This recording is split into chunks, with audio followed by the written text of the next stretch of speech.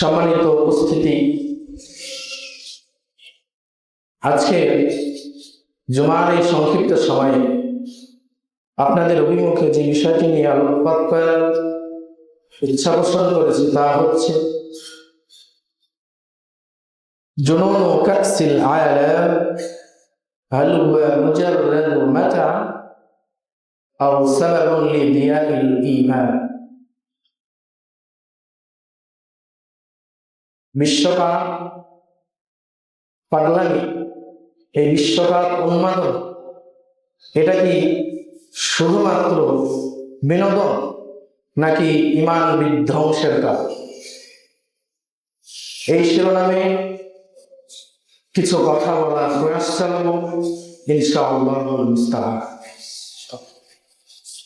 আল্লাহ সুবহানাহু ওয়া তাআলা এবং রাসূলুল্লাহ সাল্লাল্লাহু আলাইহি ওয়াসাল্লামের যত হাদিস আছে এবং আল্লাহ তাআলা আমাদেরকে সবসময় শক্তিশালী হওয়ার প্রতি উৎসাহিত করছে, আমাদের ঈমানকে শক্তিশালী করার প্রতি উৎসাহিত করছে, আমাদের আমলকে বৃদ্ধি করা মানে আমলের দিক দিয়ে শক্তিশালী হওয়া, আমরা যেন সামরিকভাবে শক্তিশালী হই। এই বিষয়গুলো রাসূলুল্লাহ সাল্লাল্লাহু আলাইহি ওয়াসাল্লামের হাদিস থেকে আমরা উৎসাহিত হই। ঠিক ওইভাবে আমাদের আজসাদ, এই জিসিম, শরীর, এই শরীরে যেন আমরা শক্তিশালী করি, আমাদের শরীরটাও যেন সুঠাম থাকে, নড়বড়ে না হয়, দুর্বল না হয়, সে বিষয়ে আল্লাহ রাসূল সাল্লাল্লাহু আলাইহি ওয়াসাল্লামের হাদিস পাওয়া যায় উৎসাহিত করা। যেমনটা রাসূলুল্লাহ সাল্লাল্লাহু আলাইহি ওয়াসাল্লাম বলছেন, আবু হুরায়রা থেকে এসেছে, আল মুমিনুল কওয়ি খায়রুন ওয়া আহাব্বু ইলাল্লাহি মিনাল মুমিনিদ দাঈফ। একজন শক্তিশালী মুমিন আল্লাহ সুবহানাহু ওয়া তাআলার কাছে একজন যে দুর্বল, নড়বড়ে, উঠতে পারে না, দাঁড়াইতে পারে না, চলতে পারে না, উঠলে বসে যায়, বসলে উঠে যায়, একেবারে যে নড়বড়ে আর কি, এরকম মুমিনের থেকে আল্লাহ সুবহানাহু ওয়া তাআলার কাছে একজন সুঠাম শক্তিশালী দেহী মুমিন আল্লাহর কাছে অধিক অধিক প্রিয় এবং অধিক অধিক কল্যাণ আল্লাহ তাআলার কাছে। এরপর আল্লাহ রাসূল বলছেন, অফি কুল্লি খাইর, তবে প্রত্যেকের মধ্যেই কল্যাণ রয়েছে। যে মুমিন সে দুর্বল হলেও তার মধ্যে কল্যাণ রয়েছে, আবার শক্তিশালী হলেও তার মধ্যে কল্যাণ রয়েছে। কিন্তু আল্লাহ তাআলার কাছে পছন্দনীয় হচ্ছে যার ঈমানটা শক্তিশালী, যার শরীরটা শক্তিশালী, যে সুঠাম দেহী, দুর্বল না। এই ব্যক্তি আল্লাহ তাআলার কাছে বেশি প্রিয় যে ঈমানদার ঠিক আছে, ঈমান আছে ঠিক আছে, কিন্তু শারীরিকভাবে দুর্বল এর থেকে। এরপরে আল্লাহ রাসূল বলছেন, ইহরিস আলা মা ইয়ানফাউকা ওয়াস্তাঈন বিল্লাহি ওয়া লা তা'জিজ। রাওয়াহু মুসলিম। যেই বিষয়গুলো তোমার উপকার সাধন করে সেগুলোর ক্ষেত্রে তুমি উৎসাহী হও। ওয়াস্তাঈন বিল্লাহ, সাথে সাথে আল্লাহ তাআলার সহযোগিতা কামনা করো, আল্লাহ তাআলার কাছে সাহায্য চাও। ওয়া লা তা'জিজ, অলসতা করো, অকর্মণ্য হও না। তাহলে রাসূলুল্লাহ সাল্লাল্লাহু আলাইহি ওয়াসাল্লামের এই হাদিস থেকে শক্তিমত্তা অর্জনের যে বিষয় সেটা হচ্ছে যেগুলো কল্যাণকর বিষয় সেগুলোতে উৎসাহী হও। শুধু উৎসাহী হলেই হবে না, যেহেতু কল্যাণকর আল্লাহ তাআলার কাছে সে বিষয়ে সহযোগিতা চাইতে হবে। এরপরে অলসতা করা যাবে, সহযোগিতা চাইলাম, উৎসাহী হইলাম কিন্তু ঘুমাইলাম, তা হবে না। বরং অলসতা করা যাবে না, সুঠাম হতে হবে, অলস হওয়া যাবে না। এটা হচ্ছে একজন মুমিন আল কওয়ি, যে শক্তিশালী মুমিন, যে তার বৈশিষ্ট্য। এরপরে যুগে যুগে যাদের শক্তিমত্তা রয়েছে, ঈমানী শক্তি রয়েছে, শারীরিক শক্তি রয়েছে, তাদেরকেই প্রাধান্য দেওয়া হয়। যেমনটা বনী ইসরাঈলের নেতা বানানো হয়েছিল তালুতকে। আল্লাহ সুবহানাহু ওয়া তাআলা যেমনটা বলছেন সূরা বাকারার 247 নম্বর আয়াত, ক্বালা ইন্নাল্লাহা আস্তাফাহু আলাইকুম ওয়া যাদাহু বাসতাতান ফিল ইলমি ওয়াল জিসম। অবশ্যই আল্লাহ তাআলা তাকে তথা তালুতকে মনোনয়ন করেছেন তোমাদের বনী ইসরাঈলের। এরপরে আল্লাহ তাআলা বলছেন ওয়াজাদাহু বাসতাতান ফিল ইলমি ওয়াল হিসন, আল্লাহ তাআলা তার শরীর এবং তার ইলমের ক্ষেত্রে প্রবৃদ্ধি করেছেন। তার মানে তার শরীর ছিল সুঠামদেহী এবং তার জ্ঞান ছিল, এই কারণে আল্লাহ সুবহানাহু ওয়া তাআলা তাকে মনোনয়ন করেছেন নেতা হিসেবে। নেতার অন্যতম যোগ্যতা থাকতে হবে সুঠামদেহী, নিজেকে টেকেল দিতে পারে না, তা আরেকজনকে টেকেল দিতে হবে। ধন সম্পদ থাকলে সে নেতা হতে পারে, বরং তাকে হতে হবে সুঠামদেহী, হতে হবে ইলম। যেমনটা তালুতকে আল্লাহ সুবহানাহু ওয়া তাআলা বনী ইসরাঈলের উপরে নির্বাচন করেছিলেন। এরপরে মূসা আলাইহিস সালামকে অন্যদের উপরে প্রাধান্য দিয়েছিলেন। ওই যে ওই কন্যা, যেই কন্যা তার পিতাকে বলেছিল যে ইয়া আবাতি ইস্তাজাব, হে পিতা, হে আমার পিতা, আপনি এই মূসাকে নির্বাচন করেন কাজের ক্ষেত্রে, মূসাকে নির্বাচন করুন, কেননা ইন্না খায়রা মান ইস্তাজারতাল কাবিল আমিন, যাকে আপনি কর্মের জন্য নিযুক্ত দিবেন তার মধ্যে অবশ্যই থাকতে হবে শক্তিশালী গুণ এবং আমানতদারিতার গুণ, যেটা মূসা আলাইহিস সালামের মধ্যে ছিল।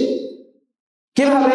যে ওই মহিলা, ওই নারী, ওই কন্যা দেখেছিল যে মূসা আলাইহিস সালাম বড় একটা পাথর, যেটা 3-4 জন সরাইতে কষ্ট হয়ে যাবে, এরকম একটা পাথর একাই সরিয়ে ফেলছে। এরপরে এক বালতি পানি নিয়ে তিনি একটা পুরো হাউস ভরে ফেলছিলেন। এরকম সুঠামদেহী ছিলেন মূসা আলাইহিস সালাম। এটা দেখে তিনি বলছেন যে মূসা আলাইহিস সালাম তিনি হচ্ছেন শক্তিশালী, সুতরাং ইনাকে কাজের জন্য নিযুক্ত করুন, অন্যদেরকে না। তাহলে যুগে যুগে নবী রাসূল থেকে শুরু করে যত পয়গম্বর এসেছেন, যত মনীষী এসেছেন, সকলের প্রাধান্যতা ছিল ইলম, শরীরের শক্তিমত্তা, বুদ্ধিমত্তা, আমানতদারিতা, এগুলোর উপর। তো এইগুলো কেন বলছি? আল্লাহ সুবহানাহু ওয়া তাআলা যে বলছেন সূরা আনফালের 7 নম্বর আয়াত, ওয়া'আইদতু লাহুম মাসতাতা'তুম মিন কুওয়া, তোমরা যথাসাধ্য শত্রুদের মোকাবেলা করার জন্য নিজেদের শক্তিমত্তা নিয়ে প্রস্তুত হও। এই শক্তিমত্তা দিয়ে তাফসীরকাররা ব্যাখ্যা করছেন এটা হতে পারে শারীরিক শক্তি, এটা হবে সামরিক শক্তি, এটা হবে ঈমানী শক্তি, এটা হবে সামাজিক রাষ্ট্রীয় কাঠামোগত শক্তি। সব শক্তির মধ্যে অন্তর্ভুক্ত হবে একজন মুমিন হিসেবে তাকে অবশ্যই শক্তিশালী হতে হবে। তো এই শক্তিশালী হওয়ার মাধ্যম সেটা হচ্ছে আর রিয়াদা, শরীর চর্চা, ব্যায়াম, খেলাধুলা। এটা হচ্ছে শরীয়ত সম্মত। খেলাধুলা করা, ব্যায়াম করা, এগুলো শরীয়ত সম্মত। কিন্তু যখনই কোনো কিছুতে বাড়াবাড়ি হয়ে যায়, বাড়াবাড়ি করা হবে, সীমালঙ্ঘন করা হবে, তখন আর শরীয়তের মধ্যে সেটা থাকে না। দিনের ক্ষেত্রেও কেউ যদি বাড়াবাড়ি করে সেটা আর শরীয়তের মধ্যে থাকে না। যেমন এই যে আশুরা মহরম মাস আসছে, এই মহরম মাসে কি পরিমাণ যে দিন নিয়ে সীমালঙ্ঘন করা হবে তা চিন্তার বাইরে। ঢাকা শহরে গেলে, মিরপুর এলাকা, এই অঞ্চলগুলোতে গেলে বোঝা যাবে যে কি পরিমাণে তারা আসলে দিনটাকে নিয়ে বাড়াবাড়ি, নিজেকে রক্তাক্ত করবে, নিজের শরীর পোড়াবে, আরো বিভিন্ন কিছু করবে যেগুলো ইসলামের সাথে সম্পূর্ণ সাংঘর্ষিক, যেগুলো ইসলাম কখনোই সাপোর্ট করে না। তো ইসলাম প্রত্যেকটা ক্ষেত্রেই, ইসলামের প্রত্যেকটা জায়গাতেই মধ্যম পন্থা অবলম্বন করে। কেননা আল্লাহ সুবহানাহু ওয়া তাআলা বলছেন ওয়াজআলনাকা ওয়া কাযালিকা জাআলনাকা উম্মাতান ওয়াসতা, অনুরূপভাবে আমি তোমাদেরকে মধ্যমপন্থী উম্মত বানিয়েছি। আল্লাহ সুবহানাহু ওয়া তাআলা আমাদেরকে যেহেতু মধ্যমপন্থী উম্মত বানিয়েছেন, সুতরাং প্রত্যেকটা ক্ষেত্রেই আমাদের মধ্যম পন্থায় থাকতে হবে। সেটা সব ক্ষেত্রে, সেটা হোক খেলাধুলা, সেটা হোক দিনী বিষয়, দুনিয়াবী বিষয়, যেটাই হোক না কেন। কিন্তু যখনই আমরা বাড়াবাড়ি করব, যখনই আমরা সীমালঙ্ঘন করব, মধ্যম পন্থার মধ্যে থাকবো না, তখন আর ইসলামের মধ্যে সেটা থাকে না। খেলাধুলা, শরীর চর্চা করা, এটা অবশ্যই শারীরিকগতভাবে অনেক ক্ষেত্রে উত্তম হবে। নিজের শক্তিমত্তা তৈরি করার জন্য, নিজেকে সুঠাম করার জন্য আমি শরীর চর্চা করছি, ইসলামের জন্য খিদমত আমি ভালোভাবে করতে পারি, এটা অবশ্যই প্রশংসার দাবিদার, এটা অবশ্যই সে কারণে নেকিও সে পাবে। সে ব্যায়াম করে নাকি পাবে যদি নিয়তটা তার সঠিক হয়, সে খেলাধুলা করে নাকি পাবে যদি নিয়তটা সঠিক হয়। কিন্তু যদি আমরা এই ক্ষেত্রে সীমালঙ্ঘন করে ফেলি, এক্ষেত্রে আমরা অশ্লীলতার প্রচার করি, এই ক্ষেত্রে জুয়াবাজি করি, খেলতামাশা করি, যেগুলো কখনোই ইসলাম সাপোর্ট করে না, সেগুলি হচ্ছে সীমালঙ্ঘন। আর যেই সীমালঙ্ঘনের প্রত্যেকটা মানুষ এখন আমরা দাসে পরিণত হয়েছি। এই বিশ্বকাপকে কেন্দ্র করে আমরা প্রতিটা মুসলিম, খ্রিস্টান, ইহুদি, যত মানুষ রয়েছে পৃথিবীতে, এই পৃথিবীর 1/3 মানুষ দাসে পরিণত হয়ে গেছে এই বিশ্বকাপ। ঘুম নাই, খাওয়া নাই, কাজকর্ম নাই, সবকিছু বাদ দিয়ে, পড়ালেখা বাদ দিয়ে, সবকিছু বাদ দিয়ে আমরা খেলার দাস হয়ে গেছি। সম্মানিত উপস্থিতি, এই বিশ্বকাপ আমাদের কিভাবে নিজেদেরকে ধ্বংস করছে, কিভাবে আমাদের সবকিছু ধ্বংস করছে, চলুন আমরা পর্যায়ক্রমে একটা একটা বর্ণনা করি। 1 নাম্বার, আমাদের সর্বোৎকৃষ্ট যে কাজ, যেটা প্রত্যেকটা মুসলিমের উপরে ফরজ, প্রত্যেকটা ব্যক্তির উপরে ফরজ, প্রাপ্তবয়স্ক ব্যক্তি, নর ও নারী যাদের উপরে ফরজ, সেটা হচ্ছে সালাত। এই সালাতকে বাতিল করে ফেলছে, ওয়াজিব বিধানগুলোকে বাতিল করে ফেলছে এই বিশ্বকাপ। জীবনে কোনোদিন ফজরের আগে ওঠে না, কিন্তু এই বিশ্বকাপের খেলা দেখার জন্য, হারাম খেলা দেখার জন্য সে অ্যালার্ম দিয়ে রাখছে যেন 3টার সময় উঠতে পারে। চিন্তা করো ইমানের লেভেল, যেন 3টার সময় উঠতে পারে, এই কারণে সে অ্যালার্ম দিয়ে রাখছে। অনেকে উঠতে পারবে না, এই কারণে সারা রাত জেগে আছে, খেলা যেন মিস না। অথচ আবার সেই ব্যক্তিটাই ফজরের আযান হচ্ছে, কানে ঢুকছে, তারপরও সে মসজিদে না। তাহলে আমরা সালাতকে বাতিল করে ফেলছি। আল্লাহ সুবহানাহু ওয়া তাআলা বলেছেন সূরা শারাহ এর 7 নম্বর আয়াত, ফাইদা ফারাগতা ফানসাব, যখনই তুমি অবসর প্রাপ্ত হবে, তখনই তুমি আল্লাহর ইবাদতে নিমগ্ন হয়েছো, ইবাদতের দিকে চলো। আল্লাহ ইবাদতের দিকে আসতে বলা হয়েছে। আর সেখানে আমরা অবসর এবং কর্মযোগ্য যে সময়, কর্ম করার যে সময়, সেই সময়টাতেও আমরা খেলা দিয়ে নিমগ্ন। এমনকি খেলা দেখার জন্য ছুটি নিয়ে আমি অফিস, যারা কর্মে ব্যস্ত তারা অফিস ছুটি নিয়ে নিই যে খেলা দেখতে হবে, খেলাই জীবন, খেলাই যেন মরণ, এরকম চিন্তাধারা হয়ে গেছে। সম্মানিত উপস্থিতি, অথচ আল্লাহ সুবহানাহু ওয়া তাআলা প্রত্যেকটা ধর্মের উপর সালাত ফরজ করেছে।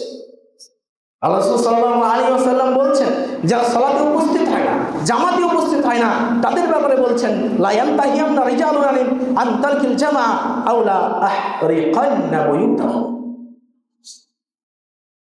জামাত ছেড়ে দেওয়া থেকে কম যদি বিরত না হয়, তাহলে অবশ্যই আমি তাদের ঘর বাড়ি জ্বালিয়ে দিই। অন্য হাদিসে আসছে যে আমার ইচ্ছা হয় আমি ইমামতের দায়িত্বটা একজনকে দিই, যারা ঘরের মধ্যে আছে এদেরকে সহ ঘর বাড়ি জ্বালিয়ে দিই, যদি না শিশু এবং নারীরা, বৃদ্ধরা থাকতো, তাহলে আমি সত্যি তাই। অথচ আমরা সেই সালাত ছেড়ে দিয়ে ঘন্টার পর ঘন্টা সময় করে খেলায় নিমগ্ন হয়ে আছে। সম্মানিত উপস্থিতি, আর সালাত যদি পুরোপুরি ছেড়ে দিই, তাহলে তো আপনার মাঝে আর ওই মেসি, রোনালদো, কাফেরের মাঝে কোনো পার্থক্য নেই। কারণ আল্লাহ সাল্লাল্লাহু আলাইহি ওয়াসাল্লাম বলছেন, আল-আহদু বাইনানা ওয়া বাইনাহুমাস সালাহ, আমাদের মাঝে আর তাদের মাঝে যে পার্থক্য, সেটা হচ্ছে সালাত। ফামান তারাকা ফাকাদ কাফার, যে সালাত ছেড়ে দিল সে কুফরি করলো। অধিকাংশ ওলামায়ে কেরাম ঐক্যমত এই বিষয়ে যে এক ওয়াক্ত ইচ্ছাকৃতভাবে সালাত ছেড়ে দেয়, সে মুসলিম থাকতে পারে। যদি সে তাওবা করে মৃত্যুবরণ না করে, তাহলে সে কাফের অবস্থায় মারা যায়, সে চিরস্থায়ী জাহান্নামে। তার সাথে মেয়ে বিয়ে দেওয়া না যায়, তার সাথে ছেলে বিয়ে দেওয়া না যায়, যদি সালাত না হয়। এমনকি এমন ফতোয়া দেওয়া হচ্ছে যে যারা স্বামী স্ত্রী আছে, সালাত পড়ে না একজন, স্বামী পড়ে স্ত্রী পড়ে না, তাহলে অটো তালাক হয়ে যাবে, কারণ ও তো কাফের। অথবা স্ত্রী পড়ে স্বামী পড়ে না, তাহলে অটো তালাক হয়ে যাবে, কারণ ও তো কাফের। কারণ আমাদের শিয়ার, আমরা যে মুসলিমের পরিচয় হচ্ছে সালাত। যদি সালাত না থাকে তাহলে আমার ইসলাম নাই, আমি মুসলিম না। আমি মারা গেলে অন্যান্যরা যেভাবে জাহান্নামে যাবে, আমি ওইভাবে জাহান্নামে। অথচ আমরা সেই সালাতকে ত্যাগ করে এমন একটা জিনিস দেখছি যেখানে কোনো উপকার নাই, লা ফাইদাতা ফি, এর মধ্যে কোনো উপকার নাই, ক্ষতি ছাড়া এখানে কোনো উপকার নাই, আমরা সেটা নিয়ে নিমগ্ন হয়ে আছি। আবার কিছু পাক্কা ইমানদার আছে, এই ইমানদার গুলো সালাত পড়ে ঠিকই আবার খেলাও দেখে। সালাতের সময় আজান হয়ে গেছে, সালাত পড়ে আসে, আবার দেখবে, পজ করে রেখে আসছে, আবার সে সালাত শেষ করে আবার সে দেখবে। তো যেই ব্যক্তি সালাতে আসলো খেলা দেখা অবস্থায়, এসে কি আপনার মনে হয় সে ইতমিনানের সাথে খুশুর সাথে সালাত আদায় করবে? এ যদি মুনাফিক না হয় তাহলে মুনাফিক কে? আল্লাহ সুবহানাহু ওয়া তাআলা যে বলছেন, ইন্নাল মুনাফিকিনা ইউখাদিউনা আল্লাহ ওয়া হুয়া খাদিউহুম, মুনাফিকরা মনে করে যে আল্লাহ তাআলাকে তারা ধোঁকা দিচ্ছে, অথচ আল্লাহ তাআলাই তাদেরকে ধোঁকায় ফেলে রেখেছেন। আল্লাহ তাআলাই তাদেরকে ধোঁকায় ফেলে রেখেছেন। ওয়া ইযা কামু ইলাস সালাহ, মুনাফিকদের বৈশিষ্ট্য হচ্ছে ওয়া ইযা কামু ইলাস সালাহ, যখন তারা সালাতে দাঁড়ায়, কামু কুসালা, তখন তারা অলস হয়ে দাঁড়ায়, অলস হয়ে দাঁড়ায়। ইউরাউনান নাস, তারা মানুষদেরকে দেখায় যে যে দেখো আমি সালাত করছি। ইউরাউনান নাস, মানুষদেরকে সালাত দেখায়। ওয়ালা ইয়াযকুরুনাল্লাহ ইল্লা কালিলা, আর আল্লাহ তাআলাকে তারা খুবই কম স্মরণ করে, খুবই কম। কোন রকম সালাতে দাঁড়িয়ে কোন রকম তাকবীর দিয়ে ঝড়ের বেগে সালাত শেষ করে আবার খেলা দিতে এসেছে। এ যদি মুনাফিক না হয় তাহলে মুনাফিক কে? সম্মানিত উপস্থিতি, তাহলে খেলা আপনাকে আমাকে এমন একটা পর্যায়ে নিয়ে আসছে, বুদ্ধিবৃত্তিক দাসে পরিণত করে দিয়েছে। আমরা সাইকোলজিক্যালগতভাবে আমরা এখন দাসে পরিণত হয়ে গেছি, বুদ্ধিবৃত্তিক ভাবে দাস হয়ে গেছি। আল হারবুল ফিকরি, যেটা বুদ্ধিবৃত্তিক যুদ্ধ, এই যুদ্ধে আমরা নিয়মিত পরাজিত। সম্মানিত উপস্থিতি, অথচ এই সালাত আমাদের উপরে সর্ব অবস্থায় আবশ্যক। যদি আমরা নিজেকে মুমিন মুসলিম দাবি করি, যদি আমরা মনে করি যে আমরা ইসলামের মধ্যে থাকতে চাই, আমরা মুসলিম থাকতে চাই, তাহলে সালাত পড়তেই হবে। এই খেলাটা যে অনর্থ, এটা ইংল্যান্ডের আপনার 1365 খ্রিস্টাব্দে ইংল্যান্ডে তখনকার যে রাজা ছিল এডওয়ার্ড নামক রাজা, সেই খেলাটা যে অনর্থ, এই কারণে সে নিষিদ্ধ করে দিয়েছে। খেলাটা অনর্থ হওয়ার কারণে সে বলছে যেটা হচ্ছে অনর্থ এবং অলসতা ছাড়া আর কিছু না, অলস বানানো ছাড়া আর কিছু। সে চালু করেছিল ধনুবিদ্যা হচ্ছে তখনকার জামানায় 1365 খ্রিস্টাব্দে তখনকার জামানায় সব থেকে পাওয়ারফুল হাতিয়ার ছিল তীরন্দাজি হাতিয়ার। তীরন্দাজ হওয়া মানে ধনুক সেটা প্রায় 6 ফুট সমপরিমাণ, একজন মানুষের সমান, এত বড় ধনুক। এটাকে বলে লং বো মেন। মানে এই বিদ্যাটা অর্জন করার জন্য প্রচুর পরিশ্রম করতে হতো, কঠোর পরিশ্রম করা লাগতো। এটা যে সে চাটতে পারবে না, যে সেটা চালাতে পারবে না। আর এই তীর যখন নিক্ষেপ করা হবে, এই তীরের গতি হবে 250 থেকে 300 কিলোমিটার বেগ, এবং 250 থেকে 300 কিলোমিটার জায়গা পর্যন্ত পৌঁছে যাবে এই তীরের গতি। তাহলে কত পরিমাণ শক্তি লাগবে, কি পরিমাণ শক্তিমত্তা অর্জন করতে হবে। এই এডওয়ার্ড দেখছে যে ছুটির দিনগুলোতে যুবকেরা এই খেলার মাঠে যায়, ফুটবল খেলতে চায়, তারা এই ধনুবিদ্যা চর্চা না করে খেলতে চায়। তখন এই ইংল্যান্ডের মতো জায়গায় এডওয়ার্ড নিষিদ্ধ করে দিল ফুটবল খেলা। কেন? সামরিক শক্তি অর্জনের জন্য। এরকম অসংখ্যবার ইংল্যান্ডে নিষিদ্ধ হয়েছে ফুটবল, জার্মানে হয়েছে, দক্ষিণ কোরিয়ায় হয়েছে। তারা দুনিয়ার জন্য করছে, তাহলে আমার আপনার পরকালের জন্য কতবার নিষিদ্ধ করা উচিত, কতবার নিজের প্রতি নিষিদ্ধ হওয়া উচিত? একটু চিন্তা করুন। কাফেররা বলছে যে এটাতে ক্ষতি ছাড়া উপকার কিছু না, এখানে উপকার কিছু না, শুধু আমাদের সময় নষ্ট, টাকা নষ্ট, সবকিছু নষ্ট করছে।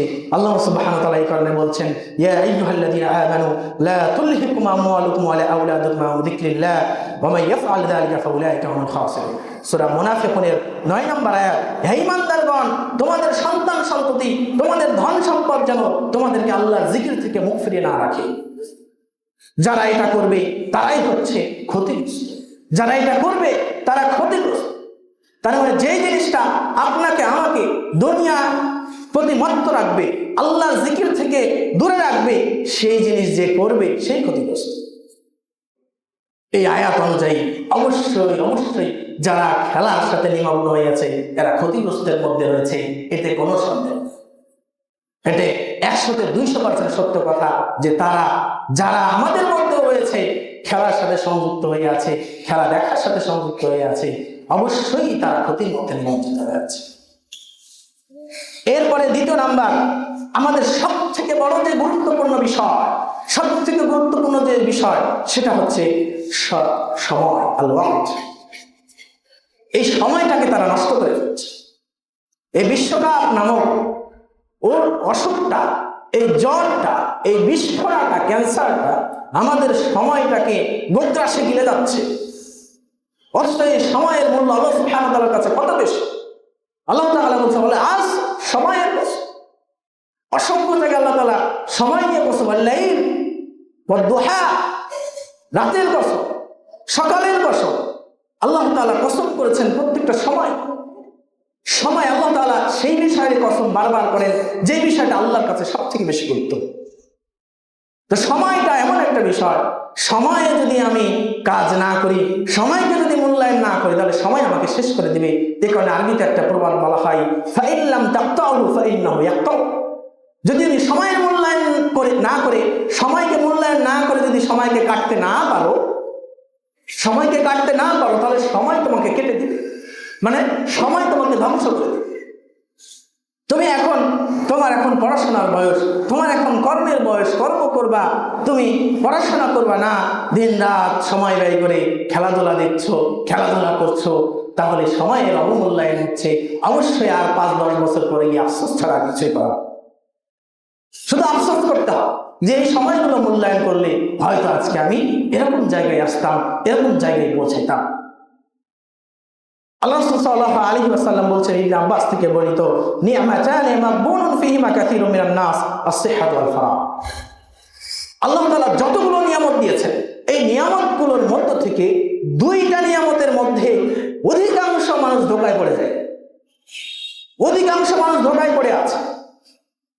একটা হচ্ছে আস-সিহহা তথা সুস্থতা, ওয়াল ফারাগ তথা অবসর সময়। এটা আল্লাহ সুবহানাহু ওয়া তাআলার অনেক বড় নিয়ামত। শরীরের সুস্থতা কি জিনিস এটা বুঝতে হলে যে প্যারালাইজড হয়ে আছে তাকে জিজ্ঞেস করবেন যে শরীরের সুস্থতা কি। কোটি টাকা আছে, সে প্যারালাইজড হয়ে বিছানাগত হয়ে আছে, এর কাছে সুস্থতার থেকে পৃথিবীতে আর কোনো দামি জিনিস থাকবে। সময় আল্লাহ সুবহানাহু ওয়া তাআলা দিয়েছেন, এই সময় ফাইদা ফারাগতা ফানসাব, আপনার উচিত ছিল আল্লাহর ইবাদতে নিমগ্ন হওয়া, কিন্তু সময়টাকে আপনি কাজে না লাগিয়ে অযথা গল্প করা, অযথা খেলা নিয়ে আলোচনা করা, খেলা দেখা, এগুলো নিয়ে ব্যস্ত আছেন, তাহলে এটার মধ্যে আপনি ধোঁকায় পড়ে আছেন। এই 2টা ক্ষেত্রে আমরা বেশি ধোঁকা করি, শরীরের সুস্থতাকে মূল্যায়ন করি না এবং অবসর সময়গুলোকে মূল্যায়ন করি না, যেটা আমাদেরকে নিয়মিত হর হামেশা ধোঁকায় ফেলছে। এই যে আমরা যারা খেলা দেখা ব্যস্ত আছে, খেলা দেখছি নিয়মিত, একটা ম্যাচও মিস করতেছি না, এই সময়টা যদি আপনি একবার হিসাব করতে আসেন, সারা পৃথিবীর মানুষের 1/3 মানুষ ধরা যায় যে খেলাতে নিমগ্ন। তাহলে সারা পৃথিবীতে আছে 800-850 কোটি মতো মানুষ, 830 কোটি ধরা হয় 2026 সালের জরিপ অনুযায়ী। সেখান থেকে যদি 1/3 হয়, তাহলে মোটামুটি 2.77 বিলিয়ন মানুষ, 2.77 বিলিয়ন মানুষ। তো এই 2.77 বিলিয়ন মানুষ, এবার আমি পড়াশোনা করলাম এই বিষয়ে, তো এবার শুনলাম যে 104টা ম্যাচ হবে, বিশ্বকাপের 104টা ম্যাচ, 48টা দলে। তো 104টা ম্যাচ 2 ঘন্টা করে যদি সময় খেলে, তাহলে মোটামুটি 208 ঘন্টা খেলে। এই 208 ঘন্টা যদি 2.77 বিলিয়ন মানুষ 208 ঘন্টা সময় সব জায়গায় দেখে, তাহলে সবাই 2 ঘন্টা করে সবার কিন্তু জীবন থেকে যাচ্ছে। তো 2.77 বিলিয়নকে যদি 208 ঘন্টাকে গুণ করি দুইটা দিয়ে, তাহলে মোটামুটি 10.5 লাখ মানুষের 60 বছরের জীবন অতিবাহিত হয়েছে। 10.5 লাখ মানুষের 60 বছরের জীবন অতিবাহিত হবে যদি এই পুরো সময়টাকে ক্যালকুলেশন করি। তাহলে চিন্তা করুন আমরা সামগ্রিকভাবে সময়কে কত বেশি নষ্ট করতেছি। অথচ এই সময়টাকে যদি মূল্যায়ন করা হতো, তাহলে অনেক কিছু হতে পারত, অনেক আবিষ্কার তৈরি হতে পারত, অনেক চিকিৎসাবিদ তৈরি হতে পারত, অনেক কিছু হতে পারত, যা আমরা একটু চিন্তা করলেই অনুধাবন করতে পারব। আমাদের কাছে 2 ঘন্টা, কিন্তু এটা সামগ্রিকভাবে চিন্তা করলে 10.5 লাখ মানুষের 60 বছর করে জীবন চলে গেছে। 10.5 লাখ মানুষের 60 বছর করে জীবন চলে গেছে। একজন মানুষও যদি দেখে, তার মোটামুটি 8 থেকে 9 দিন সময় লাগবে এই খেলা শেষ করতে, 2 ঘন্টা করে যদি ধরা হয়, তাহলে 8-9 দিন আমি দিয়ে গোবারছে এই সময়টাকে নষ্ট করে ফেলছি। সম্মানিত উপস্থিতি, অথচ এই সময়ের মূল্য কত বেশি যা আমরা অনুধাবন করতে পারছি না। মারিস রথ নামে একজন আপনার পশ্চিমাদের একজন সাংবাদিক রয়েছে, ছিল। সে বলছে যে ইন্না সিলাহাল গরবি সিররি লাইসা হুয়া সিলাহুদ দাব্বাবাত। পশ্চিমাদের সিক্রেট যে হাতিয়ার, পশ্চিমাদের যে গোপন হাতিয়ার অস্ত্র, সেটা ট্যাঙ্ক বা যুদ্ধ বিমান নয়। তাদের কাছে বড় বড় অস্ত্র আছে, ট্যাঙ্ক আছে, যুদ্ধ বিমান আছে, সামরিক শক্তি সব আছে। এইটা তাদের মূল হাতিয়ার নয়, বরং তাদের হাতিয়ার হচ্ছে ওয়াইন্নামা হুয়া সিলাহুল ফুদাইয়াত। তাদের হাতিয়ার হচ্ছে এই যে মিডিয়াগুলো। এই মিডিয়াগুলো হচ্ছে তাদের মূল হাতিয়ার। কারণ মিডিয়া জগৎ এমন ভাবে বিস্তৃত করা হয়েছে, এমন ভাবে ছড়িয়ে দেওয়া হয়েছে, এমন ভাবে মানুষের মস্তিষ্ককে গ্রাস করেছে, ভালোকে ভালো বলতে জানে না, খারাপকে খারাপ বলতে পারে না, খারাপকে খারাপ বলার দুঃসাহসিকতা আসে না। ঈমানিগত শক্তিকে ছিনিয়ে নেওয়া হয়েছে। সে অশ্লীলতা, খারাপ জিনিস, এগুলো দেখতে দেখতে দেখতে এমন হয়েছে, ভেতরে এমন কালো কালিমা লেপন হয়ে গেছে, ভেতরে হৃদয়টা এমন কালো হয়ে গেছে কয়লার থেকেও, যে আর ভালো কিছু ভেতরে ঢোকে না। এই পশ্চিমাদের সব থেকে বড় হাতিয়ার হচ্ছে এইটাই, মিডিয়া। যেই মিডিয়া দিয়ে আমাদেরকে গ্রাস করে আছে, আমরা বুঝতেও পারছি, অনুধাবনও করতে পারছি না যে আমাদেরকে কি পরিমাণ তারা বুদ্ধিভিত্তিক দাস বানিয়ে রেখেছে। সম্মানিত উপস্থিতি, এমনকি আরেকটু যদি চিন্তা করে, এই বিশ্বকাপ খেলা বা বড় বড় এই খেলাগুলো দেওয়া হয় যখন ছাত্রছাত্রীদের, শিক্ষার্থীদের মাধ্যমিক, উচ্চ মাধ্যমিক পরীক্ষা হয়, সেই সময় কেন দেওয়া হয়? এখানেও একটা সূক্ষ্ম তাদের চিন্তা আছে, এখানে একটা চিন্তা আছে, যাতে করে ছাত্রছাত্রীরা জ্ঞানের দিকে না গিয়ে খেলার দিকে দৌড়ে। তারা পড়াশোনা বাদ দিয়ে খেলার দিকে ছুটে আসে, খেলা দেখার প্রতি আসক্ত। এখানে পুরো ফ্যামিলি প্যাকেজ ধরে খেলা দেখছে, মা বাপ, ভাই বোন, স্ত্রী, সন্তান সন্ততি সব এক জায়গায় বসে থেকে খেলা দেখছে। নাউযুবিল্লাহ। সম্মানিত উপস্থিতি, এইভাবে আমরা সময়গুলোকে নষ্ট করছি, যেটা আমাদের হওয়ার কথা ছিল না। যে দুনিয়ার জন্য আমরা এত কিছু করছি, আল্লাহ সুবহানাহু ওয়া তাআলা সেই দুনিয়ার বিষয়ে বলছেন, ওয়ামাল হায়াতুদ দুনিয়া ইল্লা লাইবু ওয়া লাহব ওয়া লাদ-দারুল আখিরাতু খায়রুল লিল্লাযিনা ইয়াত্তাকুন আফালা তাআকিলুন। এই দুনিয়াবী জীবন হচ্ছে খেলতামাশা, এই দুনিয়াবী জীবন হচ্ছে বিনোদন, খেলতামাশা ছাড়া আর কিছু না। আর পরকাল অবশ্যই পরকালের জীবন, পরকালীন জীবন, সেটা হচ্ছে যারা আল্লাহকে ভয় করে তাদের জন্য কল্যাণকর। আফালা তাআকিলুন। এরপরে কি তোমরা বুঝবে না, অনুধাবন করবে না যে এই দুনিয়াটা খেলতামাশার জায়গা ছাড়া কিছু? আমাদের মূল উদ্দেশ্য, আমাদের মূল ফোকাস কোথায় থাকার কথা ছিল, আর আমাদের ফোকাস, আমাদের চিন্তাধারা কোথায় রয়েছে। তা আমরা এই বিশ্বকাপ খেলাকে কেন্দ্র করে যে সময়গুলো নষ্ট করছি, এই সময়ের হিসাব কি আল্লাহ সুবহানাহু ওয়া তাআলার কাছে দিতে পারবো? কখনোই না। এভাবে আমাদেরকে সময় নষ্ট করাচ্ছে। তৃতীয় নাম্বার হচ্ছে সব থেকে আরো বড় কঠিন যে বিষয়, সব থেকে কঠিন যে বিষয়, সেটা হচ্ছে যে ওয়ালা এবং বারা। বাতিলের ক্ষেত্রে আমরা আমাদের বন্ধুত্বটাকে শক্তপোক্ত করছি।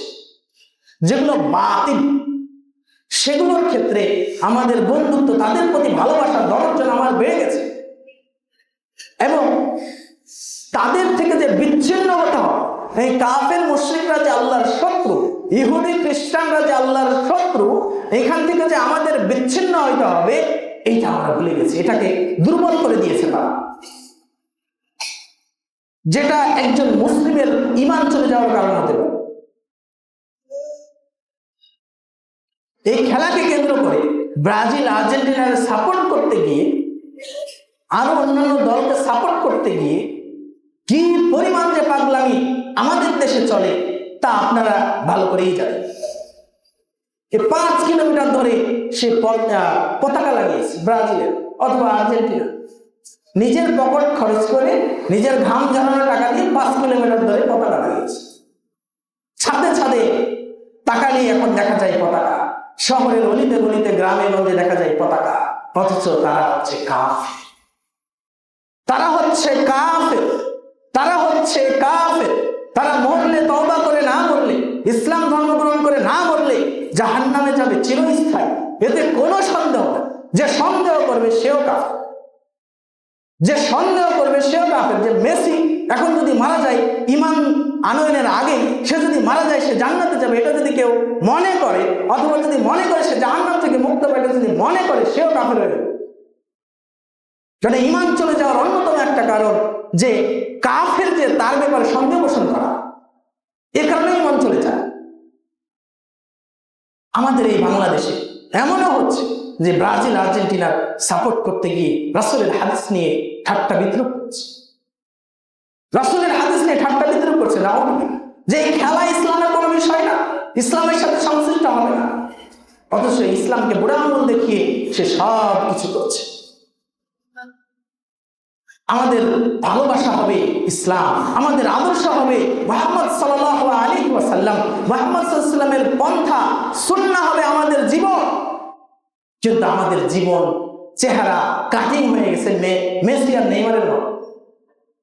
এই 8 বছরের যুবক থেকে নিয়ে 60 বছরের বৃদ্ধ পর্যন্ত নারী পুরুষ অবাধে এমন ভাবে তাদের প্রতি ভক্ত, এমন ভাবে ভক্ত যে আপনার চিন্তা। এমনও আছে যে মেসি যেভাবে চুল কেটেছে ওইভাবে যদি চুল না কেটে দেয় খাবে না, ঈদের দিন যাবে না, ঈদের সালাত পড়বে না, ঘুমাবে না। কি ধরনের পাগলামি বুদ্ধিভিত্তিক ভাবে তৈরি করে ফেলেছে, কি ধরনের আমাদের মস্তিষ্ককে পঙ্গু বানিয়ে ফেলেছে যে একটা 8 থেকে 9 বছর 10 বছর ও কি বুঝে, ও বলছে যে আমাকে যদি মেসির মতো চুল না কেটে দাও তাহলে আমি খাবো না, আমাকে যদি 10 নম্বর মেসির জার্সি না এনে দাও আমি এখন এটা করবো না, পড়াশোনা করবো না, পড়াশোনায় ছেড়ে দিলাম। সম্মানিত উপস্থিতি, তাহলে আমাদের ভালোবাসাটা ইসলামের থেকে কাফেরের প্রতি বেশি হয়ে গেছে। আল্লাহ রাসূল সাল্লাল্লাহু আলাইহি ওয়াসাল্লামের ভয়ঙ্কর হাদিস, মান তাশাব্বাহা বিকওমিন ফাহুয়া মিনহুম, যে জাতি যার অনুসরণ করে, যে জাতির অনুসরণ করে সে তাদের অন্তর্ভুক্ত। যারা এই যে মেসি করে পাগল হয়ে যাচ্ছে, রোনালদো করে পাগল হয়ে যাচ্ছে, তাদের মতো নিজেদেরকে মনে করছে, নিজেদেরকে সেরকম দেখাতে চাচ্ছে, তার ভক্তি করতে গিয়ে নিজের জীবন পর্যন্ত শেষ করে ফেলছে, এদের অবস্থান তাদের সাথেই হবে।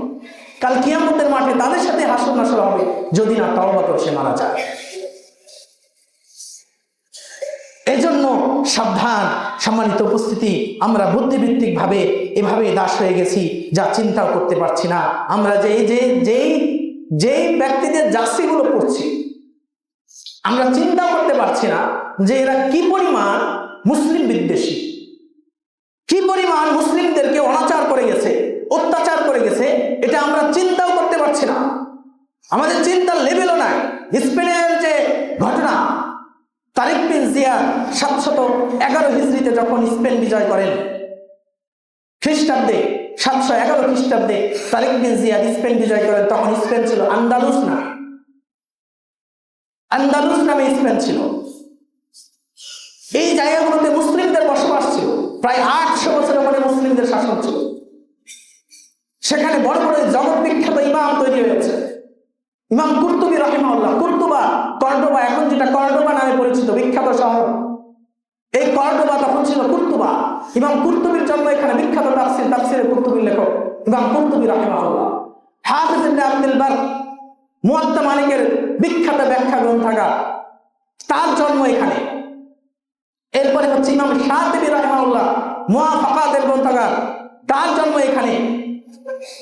এরপরে ইবনে হাজাম আন্দালুসি রাহিমাহুল্লাহ, মুহাল্লা, ফিকার জগতের সবথেকে বিখ্যাত কিতাব, যে কিতাব ছাড়া ফতোয়াই দিতে পারে না এখনকার আলেমরা। এই মুহাল্লার গ্রন্থাগার হলো ইমাম ইবনে হাজাম আন্দালুসি রাহিমাহুল্লাহ, যা হলো জন্ম এই আন্দালুসে, স্পেনের। স্পেন যেটাকে আমরা বলছি আগে সেটা ছিল আন্দালুসের অন্তর্ভুক্ত। এই পুরো এলাকা, ব্রাজিল, এই পর্তুগাল, এগুলো সব আন্দালুসের অন্তর্ভুক্ত ছিল, এগুলো মুসলিমদের অধ্যুষিত ছিল। কিন্তু আমরা ইতিহাস জানি না। 1492 হিজরিতে এরপরে মুসলিমদের উপরে যখন তারা আস্তে আস্তে আস্তে আস্তে আস্তে মুসলিমদেরকে দুর্বল করে করে করে করে সর্বশেষ পর্যায়ে 1492 হিজরির পরে মুসলিমরা চিরতরে তাদের শক্তিমত্তা হারায় 1492 খ্রিস্টাব্দে। এরপরে মুসলিমদেরকে কুচুকাটা করে তারা, লক্ষ লক্ষ মুসলিমকে একসাথে বেঁধে জ্বালিয়ে দেয়। মসজিদগুলোর মধ্যে তাদেরকে বলা হয়েছে, মুসলিমদেরকে বলা হয়েছিল যে তোমরা যদি মসজিদে যাও তাহলে তোমাদেরকে নিরাপত্তা দেব। কিন্তু যখন মসজিদে গিয়ে আশ্রয় নেয়, মসজিদ লাগিয়ে দিয়ে ভেতরে তাদেরকে আগুন জ্বালিয়ে দিয়ে পুড়িয়ে মেরেছে না হকবি। আর আমরা সেই ইহুদি খ্রিস্টানদের পতাকা উত্তোলন করতে গিয়ে আগুনে পৃষ্ঠ হয়ে কারেন্টের তারে ঝুলে মারা যাচ্ছি। চিন্তা করে, সেই মেসির 10 নম্বর জার্সি নেওয়ার জন্য জীবন উৎসর্গ করে ফেলছে। প্রত্যেকটা বিশ্ববিদ্যালয়গুলো যেন এক একটা খেলার মাঠ পরিণত হয়েছে। প্রত্যেকটা বিশ্ববিদ্যালয় গেল কাফেরদের শোডাউন দেখার জন্য ব্যস্ত হয়ে আছে। নারী পুরুষ সমাজে যৌনাচার করছে এবং খেলাও দেখছে। প্রত্যেকটা বিশ্ববিদ্যালয়গুলো এরকম হয়ে গেছে। এমনকি এমনও হয়েছে যে একদল জিতেছে, আরেক দল হেরেছে, এই কারণে পরস্পরে দাঙ্গা লেগে মারামারি করে মেডিকেলে ভর্তি হয়েছে। ব্রাহ্মণবাড়িয়া এরকম ঘটনা ঘটেছে, অসংখ্য জায়গায় এরকম ঘটনা ঘটছে। অহরহ গুলি করে হত্যা করে ফেলছে, শুধু খেলছে, হেরে গেছে এই কারণে। সম্মানিত উপস্থিতি, অতটা জানেই না, এই মূর্খরা জানেই না যে এরা মুসলিমদেরকে কি পরিমাণে অত্যাচার করে গেছে, কি পরিমাণে রক্ত ঝরিয়েছে, কি পরিমাণ তাদেরকে বিলীন করার জন্য সর্বদাই তারা চেষ্টা করে যাচ্ছে। এই বোকা স্বর্গ বাস করছে এই মুসলিম জাতি জানেই না। সম্মানিত উপস্থিতি, আমাদের ভালোবাসা হবে ইসলামের প্রতি, রাসূলুল্লাহ সাল্লাল্লাহু আলাইহি ওয়াসাল্লামের আদর্শের প্রতি। কিন্তু আমাদের ভালোবাসা কেন মেসি রোনালদোর মতো এই কাফের মুশরিকরা হবে? কেন তাদের জন্য আমাদের এত এত মায়া কাজ করবে? হয় কেন? আমাদের কি এর কোনো উত্তর আছে? এখানে যদি আপনি হয়তো যে আপনি খেলা দেখলে কোটি কোটি টাকা পাবেন, একটা উপকার পাইলেন, দুনিয়াবি স্বার্থ আছে। আপনার স্বার্থটা কি?